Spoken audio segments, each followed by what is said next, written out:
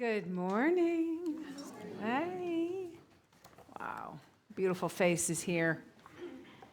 And oh my goodness, it's been quite a week, hasn't it? A week full of events. Some hopeful,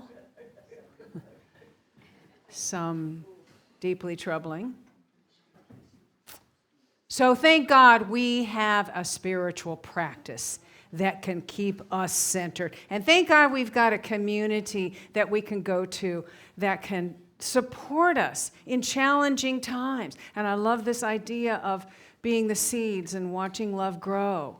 That's what we come together, we center in our peace, and we support each other, and we plant those seeds and watch them grow. So we're really going to focus on that growth today because, all month long we have been exploring this idea of vision, of how to embrace a higher vision, how to be guided by our vision. We started the year with a word that we were guided to be revealed to us that we put on our white stone. How many of you were here for that white stone service? You still have your white stone? Yeah. Is it getting clearer? The message getting a little clearer? Yeah. And then the next week we were inspired by nature and all of the examples of nature, of life, the natural instinct of life to come to fruition, to flourish, to thrive, even despite challenging environments, right?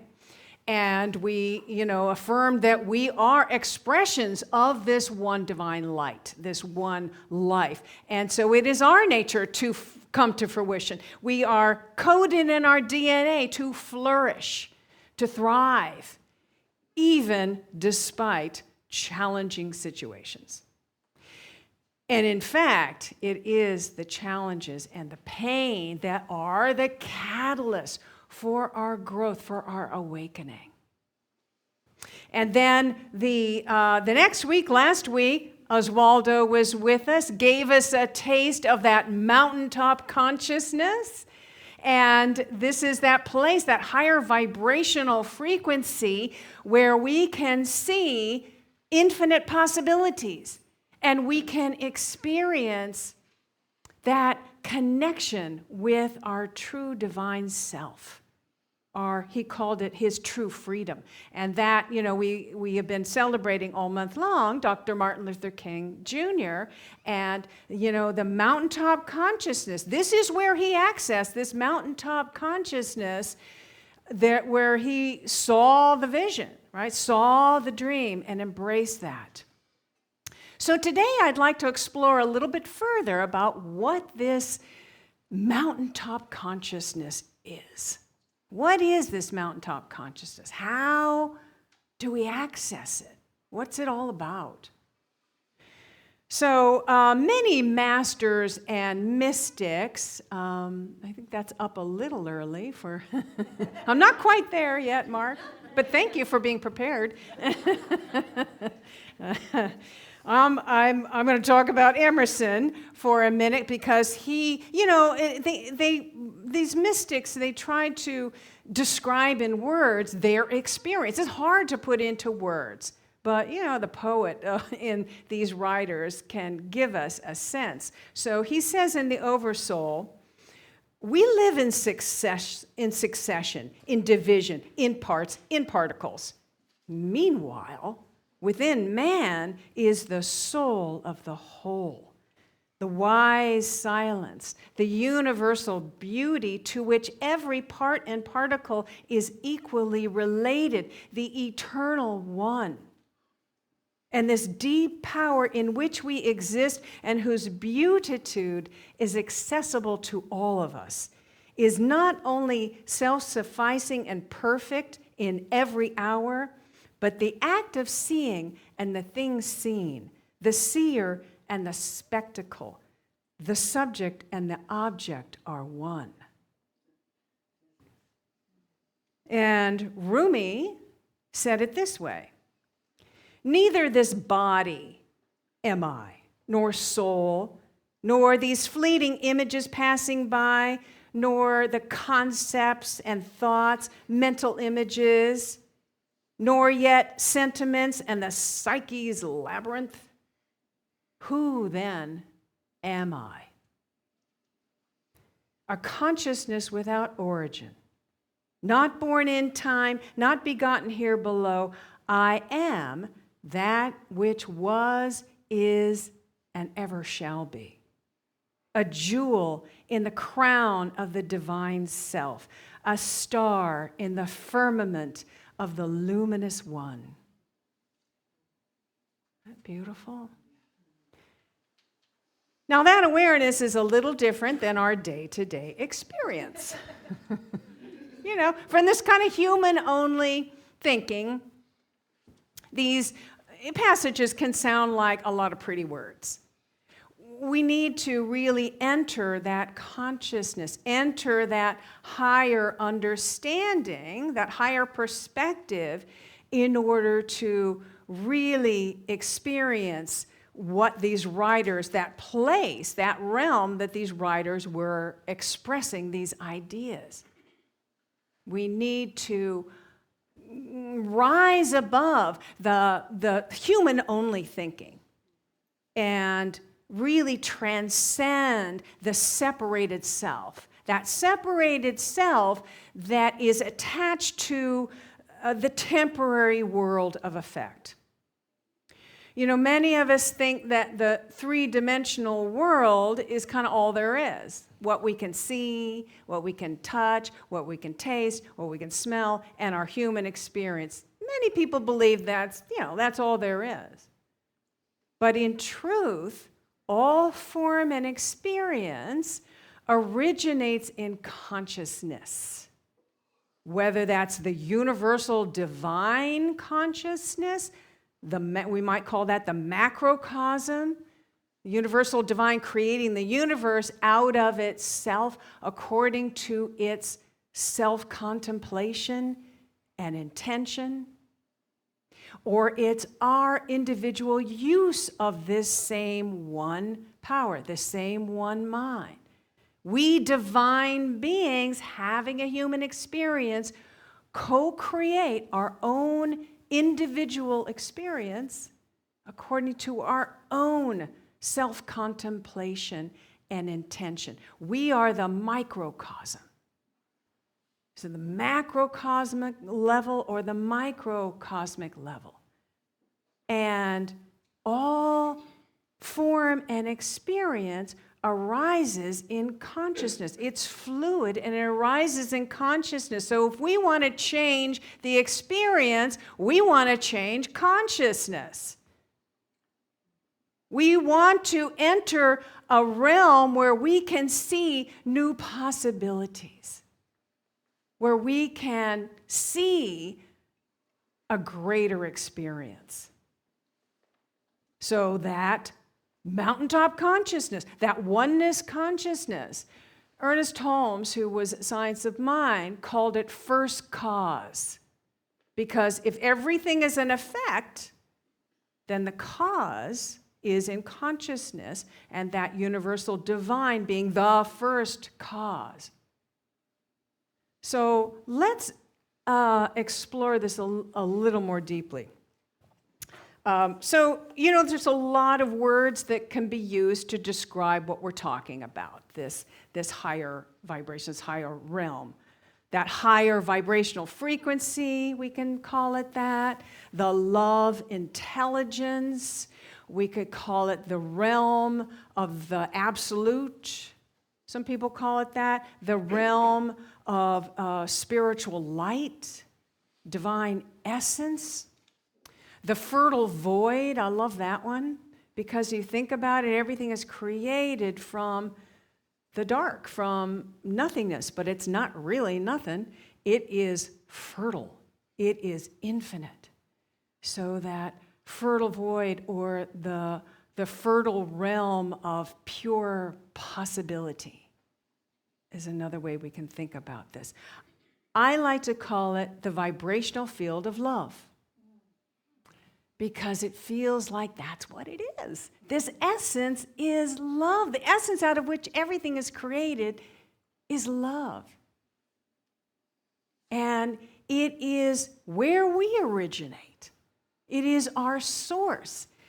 And when we access that dimension, that higher vibrational frequency of love, we can see reality with a capital R clearly. We can see possibilities that we have never seen before.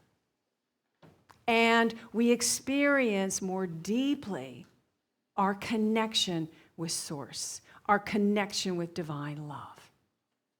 And we can know more fully that we are supported by a loving Source that is conspiring to support us. The universe is conspiring to support us. Let's affirm that together. The universe is conspiring to support me. One more time with me. The universe is conspiring to support me. Yeah. And this is also where we know that whatever it is we want or think we need is not outside of us, it is within us, because we're an expression of it. So this is also the creative realm. We could call it also the creative realm. And where all great creativity and innovation kind of originate from this higher understanding, this higher vibration. It's also where we want to be when we're doing our prayer work and our affirmation work. And as I shared with our Live Your Vision class, it's where we want to be when we're creating our intention mandalas, which we're going to do this Tuesday. It's also what the 3-minute miracle is about, by the way. In the 3-minute miracle, it's about accessing this higher vibrational field of love, knowing that all experience in the 3-dimensional realm is temporary, it's fluid, and its origin is consciousness. And we can change consciousness. What a fabulous concept. We can change our consciousness. We can really uplift the level of our thinking so we can see from a higher point of view. And from this higher vibrational level, we can embody a greater good. That's what we're doing in the 3-minute miracle. Like some people think it's like they think of sort of the biblical miracle thing. No, it's a shift in consciousness. It's knowing that we can shift consciousness and shift our experience because of that. How miraculous, right? How miraculous. So how do we do this? How do we enter this vibrational field of love and get into this higher vibration? Well, we can wait for a mystical experience, a cosmic consciousness experience. We might be waiting a very long time. It's not something you can really control. It's life-changing, but not necessarily. So in the meantime, let's think about things that we can do to enter this higher vibrational realm. And, first and foremost, what I'm going to say, meditation. Deep meditation. I'm not talking about mindfulness practice, which is great. I love it. It's good for a lot of things. But I'm talking deep, heartfelt, soul-opening meditation. Also, some forms of yoga, deep, heartfelt, opening, spirit within your body kind of thing. Oswaldo's sound healing workshop is another great way to do it. I know, I've been to one. I think it's going to happen on a monthly basis. You will definitely get into a higher vibrational realm there. That's a good way to do it. Walking peacefully and intentionally in nature, for an extended period of time. In fact, that's what our 12 stations of peace are designed to do. In this Serenity Trail, we have 12 little, we call them stations of peace. They're little signs that give us a little clue about what we can think about, how we can kind of open our consciousness, how we can be present, and then you walk along peacefully to the next one and the next one. By the time you get to the end, you should be feeling pretty peaceful. You should be in a completely different frame of mind. If you haven't checked that out, please do. Listening to uplifting music, that can do it. Having a playlist of uplifting music. Certainly the uplifting music that is featured here, Unity Center of Peace. That's definitely. Breathing techniques. A lot of people do, deep breathing techniques. That can get you there. I want to say this because it's gotten real popular, is plant medicine. A lot of people are experimenting with that, and it's a tool, right? I would suggest, if you're going to do that, you have a really important guide for that, because, it's not necessarily controllable, but some people really find that mind expanding.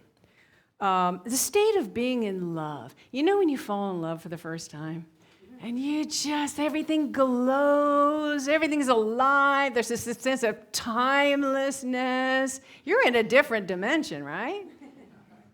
Well, we can, we can constantly fall in love with people, or we can just fall in love with humanity. We can fall in love with what we're doing. We can fall in love with whatever's in front of us. I think this was Rumi's doorway, was love, right? That experience of deep love. Selfless giving is another way to do it. If you've ever experienced where you're in service and you kind of drop your sense of self, the ego sense of self, and you kind of meld with that feeling of oneness with another or with the planet, whatever you happen to be working on, that can really get us there. A proactive gratitude practice. And I haven't talked about this for a while. I used to talk about it all the time. But a proactive gratitude practice means we're not waiting for something to happen to us to feel grateful for. We search for what in every area of our life we can be grateful for. We pay attention to it, and we allow ourselves to experience gratitude for all of the small and big things in our life. The first 3 steps of affirmative prayer. So the first 3 steps of Unity's affirmative prayer are designed to get us in a higher dimension, a higher vibrational realm. And then from that realm, we activate the good. So I have a handout for you, and this could be the time that you put that up there, and I think the people online can see that. We can go. If anybody doesn't have a handout, raise your hand, and Mary and Tana will come by, or you can also look at the screen. But this is good. You can take it home, with you.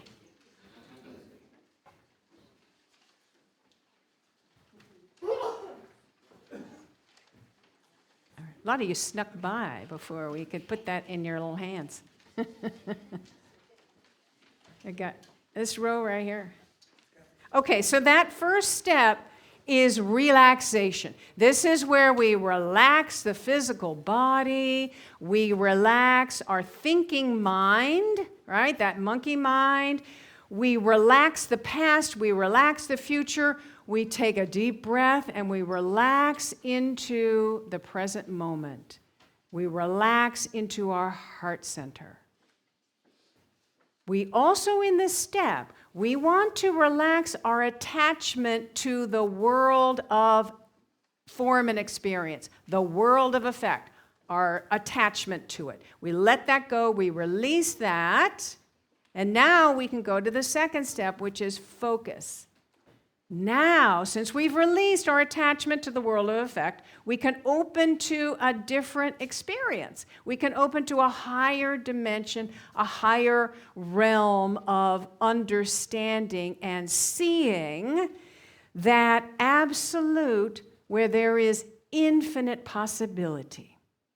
And we begin to open to the qualities of this dimension, of the divine, of source energy, pure peace, pure love, pure joy, creativity and intelligence, infinite, limitless, unbounded abundance, wholeness, divine order.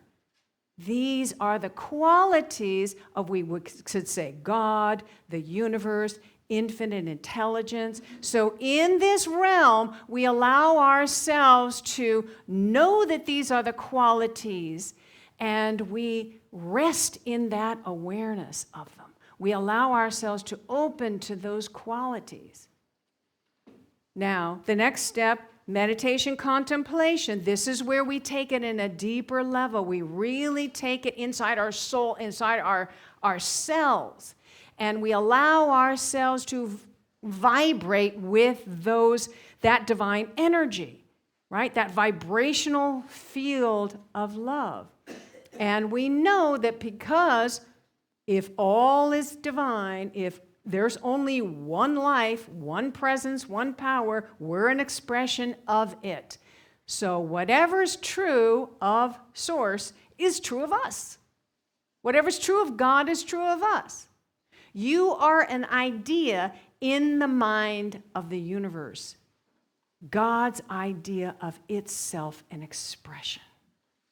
You are that star in the firmament of that divine, luminous one. So whatever is true of that luminous one is true of you. So in this place, in this step, we breathe into it. We allow ourselves to vibrate with that quality that we desire to call forth into our life, with that aspect of the divine.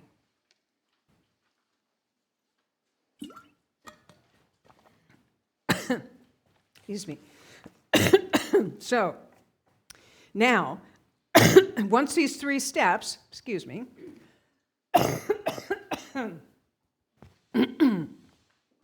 so once we're here with these three steps, we realize that we have nothing to pray for. Why should we pray for anything? We realize we have it already.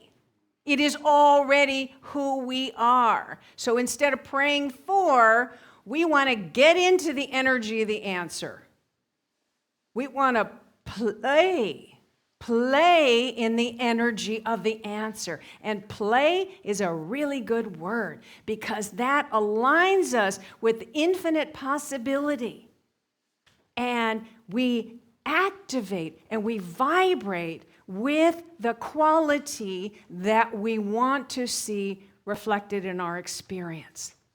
We're playing in the energy of the answer, not praying for something. We were talking about in our class on Tuesday how some people are now shifting the word affirmation and now calling it affirmation, because you're affirming from the awareness of having. You're affirming from this awareness that I already have it within me, right? So it really shifts. Just the difference in the word really shifts how we think about it and how we experience it.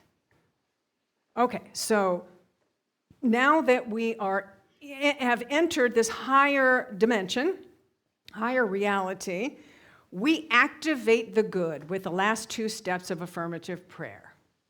So, realization. This is where we're simply aligning all levels of our being with that absolute good, with the truth. And we're activating those qualities. And how do we do this? by activating the power of our imagination. We want to imagine and visualize what life is going to be like when we have the full blossoming of what it is that we want to call forth. So we're visualizing, how does it feel? How does it look? How am I being? How is the experience in my world now? And really allow yourself to put yourself there and visualize it and feel it. Really feel it in every cell of your body. And now some people here want to call forth, use their power of power, and call forth and claim and accept that good, that the universe is just waiting.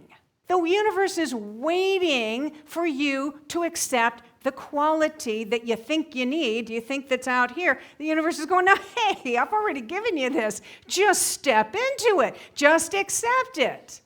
So we do this by, in this vibrational field, we call it forth with I am statements. I am whole and complete. I am peace. I am infinite abundance. I am divine guidance and wisdom. I am well-being. With not I will be, not I'm going to be led here, not it will happen.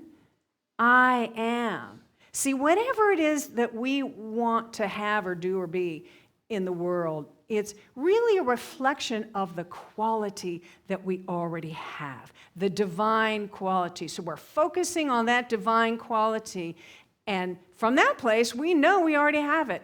So we're calling it forth, activating the good. Now, all we have to do is express gratitude. Again, getting into that energy of gratitude. And know that gratitude, we're not grateful for God for finally listening to our prayer. Oh, you finally heard me. I've only been praying for this thing for like 12 years. No, we're grateful for the awareness, the reawakening in our consciousness of who we truly are. I am grateful for the reawakening in my consciousness of who I am and my power to step into the energy of this and to have blossom in my life the good that is just waiting here. I am so grateful for that awareness. Oh my God, how wonderful is that? How wonderful it is to know. And to know we have the power to align ourselves with it and allow it to unfold. And so the last part of this is the release. Now, we want to release our attachment to how we think it's going to be. Oh, this is how it should go. I know how it should go. We want to release our attachment to that and instead open to the divine guidance within us, the divine wisdom within us. And allow ourselves to be guided into action. Allow ourselves to be guided into activity. And then follow that guidance. We take action now from this place. Right? From this place, we now take action. And then at the end, we just bring it all together with a beautiful energy statement of and so it is. Let's say that together. And so it is. Yes. Namaste. Namaste. Hi. If this video has inspired you, opened your heart, expanded your consciousness, filled you with hope, empowered you in some way, we encourage you to support what we offer here at Unity Center of Peace by making your donation now. And thank you.